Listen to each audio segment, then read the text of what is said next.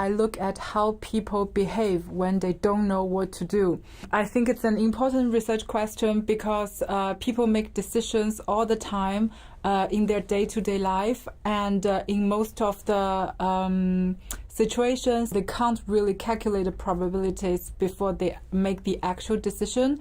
When some unexpected events occur, some people would immediately attribute this unexpected events on their own capability. Some other people will say, oh, actually, when the unexpected events happen, it's because of some external stimuli.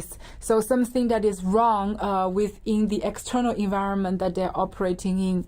And the last type of people, they would say when an unexpected event happen, they will think, oh, it's actually, they will immediately think, what would this unexpected events would actually impact their way of being. We find that these three types of ways people perceive uncertainty are actually associated with how they behave. The first type of behavior is very known in the management field, is what we call planning behavior. So those people, they would set a goal and they would actually look at what are the possible means that they could actually use to achieve the goal. And the second type of behavior I find in my research is what we call in management field, the theory is called effectuation behavior.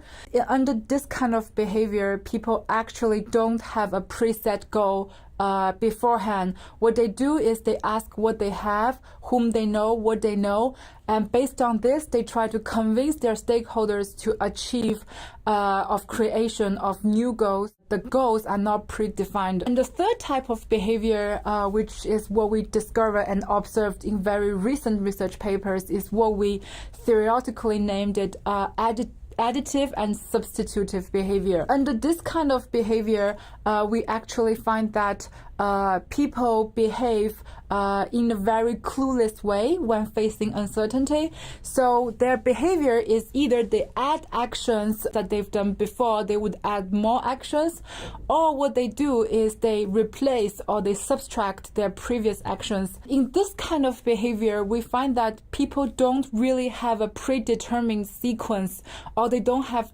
predetermined goals. As traditional defined as process development is, all the scholars would say that a process is composed with different steps, and each step has a particular goal and a particular sets of subsets activities.